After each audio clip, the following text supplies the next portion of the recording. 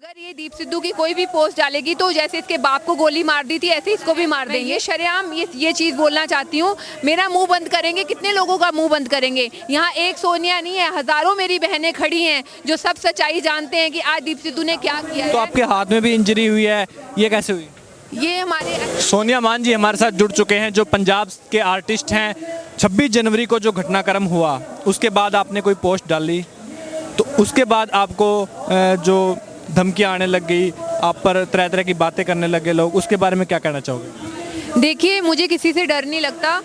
मेरे पिता कॉमरेड शहीद बलदेव सिंह मान 90 में उनको शहीद कर दिया गया था।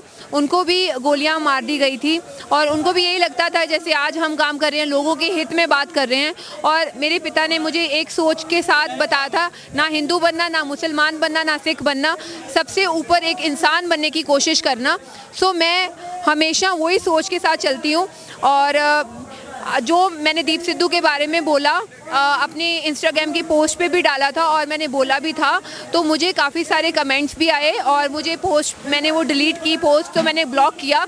तो उन्होंने मेरे ड्राइवर को मैसेजेस किए और कॉल किया प्राइवेट नंबर से कि इसको बोलो अगर ये दीप सिद्धू की कोई भी पोस्ट डालेगी तो जैसे इसके बाप को गोली मार दी थी ऐसे इसको भी मार देंगे। सो मैंने इस टाइम पे मैंने कोई रिपोर्ट नहीं लिखाई है पुलिस में, बट मैंने मीडिया को बोला है और मैंने लोगों को बोला है। मैं ये शरेआम ये चीज़ बोलना चाहती हूँ। मेरा मुंह बंद करेंगे, कितने लोगों का मुंह बंद करेंगे? यहाँ एक सोनिया नहीं है, हजारों मेरी बहनें खड़ी हैं जो सब सच्चाई जानते हैं कि आज दीप सिद्धू ने क्या किया है और क्या नहीं किया है। हम यहाँ पे सिर्फ अपने किसानी मुद्दे को लेके बैठे हैं, अपने बिलों को लेके बैठे हैं। यहाँ पे हम कोई आतंक फैलाने के लिए नहीं बैठे हैं। मेरे किसान बेचारे इतने भोले भाले से अपने गांव से उठ के अपने बिलों के लिए, अपनी ज़मीनों के लिए बैठे हैं। हम यहाँ पे कोई लड़ाई झगड़ा थोड़ा ना करने आए हैं, ना कोई हम दंगे फसाद करने आए हैं। आरएसएस ने पहले भी दंगे फसाद कराए हैं, चाहे वो गुजरात में कराए हैं, चाहे वो जाट आंदोलन में उन्होंने ये सब कुछ करवाया था और वो यहाँ पे भी वही नीति अपना रहे हैं। 26 तारीख को भी हम जा रहे थे, हम सबसे आगे थे। हमारे 1 किलोमीटर के फासले पे एक और काफिला चल रहा था और वो दूसरा काफिला था। वो हमारे किसान नहीं थे, वो हमारे किसान के रूप में आरएसएस के बंदे भेजे गए थे जो दंगे फसाद करवाने के लिए घुसे थे। ऐसे ही मैं दीप सिद्धू के बारे में बोलना चाहती हूँ। वो आरएसएस का एजेंट है। आप उनकी कई पिक्चर्स देख सकते हो, मोदी जी के भी साथ हैं और अमित शाह जी के भी साथ में हैं। उन्होंने सनी देओल की रैली को हेड किया था बीजेपी के इलेक्शंस में। तो वो बंदा एक धर्म का तो हो, कभी वो अपने आप को खालिस्तानी बताता है, कभी वो अपने आप को आरएसएस का बताता है। तो मैं यही बोलना चाहती हूँ, हमारे जितने बोले भाई उसके पीछे लग रहे हैं, उनको देखना चाहिए कि वो असल में वो उसका एजेंडा क्या है। ठीक है, वो उसका एजेंडा है दंगे फसाद कराना। और सबसे बड़ी बात, रेड फोर्ट के ऊपर इतनी सिक्योरिटी होती है, जेड सिक्योरिटी होती है, उस दिन तो कोई सिक्योरिटी नहीं थी। कैसे जाने दिया सभी को अंदर, और कैसे दीप सिद्धू जैसे लोग वहाँ पे बिना सिक्योरिटी के वहाँ पे पहुँच जाते हैं। और मैं सबसे बड़ी ये बात बोलना चाहती हूँ, ये बात मुझे बोलते हैं कि मैं सिख धर्म के खिलाफ बोलती हूँ, जहाँ मेरे को भिंडरा वाले ये जो धमकी देते हैं उनके नाम से मैं ये बताना चाहती हूँ, मैं खुद उस परिवार से हूँ। मेरे सगे मासर जी के भाई मेजर जनरल शबेग सिंह थे, मैं उस परिवार में से हूँ। अगर ये लोग उनकी इज्जत करते हैं तो इनको उनकी बेटी की इज्जत भी करनी चाहिए। हमारे घर से बहुत शहीदियाँ हुई हैं। मैं यहाँ पे किसानों के बिलों के लिए बैठी हूँ, किसी की पक्ष, किसी धर्मवाद के ऊपर की नहीं बैठी। हम सोचते हैं हमारा जो धर्म है ह्यूमैनिटी है और ह्यूमैनिटी से ऊपर कुछ नहीं होता। तो आपके हाथ में भी इंजरी हुई है, ये कैसे हुई?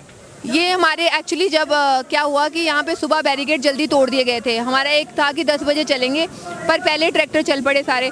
तो हमारा ट्रैक्टर जो था वो तीसरे नंबर पे लगा था, वो आगे चला गया था। तो मैं भाग रही थी अपने ट्रैक्टर को पकड़ने के लिए, तो मैं भागती भागती बहुत जोर से गिर गई थी। उस वजह से ये चोट लग गई थी। तो जो खालसा का झंडा वहाँ पर लहराया गया, हालांकि किसानों ने ये कहा है कि हमारा ऐसा कोई रणनीति नहीं थी झंडा फहराने की, लेकिन फिर भी उपद्रवियों ने ऐसा किया। और आगे इस आंदोलन को जारी रखने के लिए आपको बहुत ज़्यादा सचेत रहने की आवश्यकता है। देखिए, आरएसएस का काम है धर्म के नाम के ऊपर दंगे फसाद करवाना। हम खुद सिख परिवार से बिलोंग करते हैं, हम अपने निशान साहब की इज्जत करते हैं, रिस्पेक्ट करते हैं, पर हमें पता है हमारा निशान साहब जो झूलना चाहिए हमारे गुरुद्वारा साहब में झूलना चाहिए। क्योंकि हमारे भारत देश में हिंदू भी रहते हैं, मुस्लिम भी रहते हैं, सिख भी रहते हैं। हमें सभी धर्मों की रिस्पेक्ट करनी चाहिए और लाल किले पे हमारा तिरंगा लहराना चाहिए। और वो तिरंगे की बात करते हैं आरएसएस वाले कि हमारे तिरंगे की डिसरिस्पेक्ट की है, वो तिरंगा उनका कहाँ से हो गया। तिरंगा हमारे भगत सिंह, शहीद आजम भगत सिंह की देन है, हमारे उधम सिंह जी की देन है, जिन्होंने शहीदियाँ दे के वो तिरंगा हासिल किया था। इसलिए वो हमें ना बताएं कि हम अपने तिरंगे की डिसरिस्पेक्ट करते हैं। हम अपने तिरंगे की डिसरिस्पेक्ट ना कर सकते हैं, ना कभी करेंगे। ये इनकी राजनीतिक नीतियाँ हैं आरएसएस की, दंगे फसाद कराने की। तो जिस प्रकार आप देख सकते हैं कि जिन्होंने दीप सिद्धू के खिलाफ पोस्ट डाली उनको भी आज धमकियां आ रही है। कहीं ना कहीं ये राजनीतिक माहौल पूरे देश में क्रिएट किया जा रहा है। इससे सभी किसानों को और सभी देश की जनता को भी बचना चाहिए। और जो असल मुद्दा है, जो 3 कानूनों को रद्द करवाने का है और एमएसपी पे कानून बनवाने का है, उस मुद्दे को ध्यान में रखते हुए सभी किसानों को एकजुट होकर इस मोर्चे को आगे बढ़ाना चाहिए। धन्यवाद।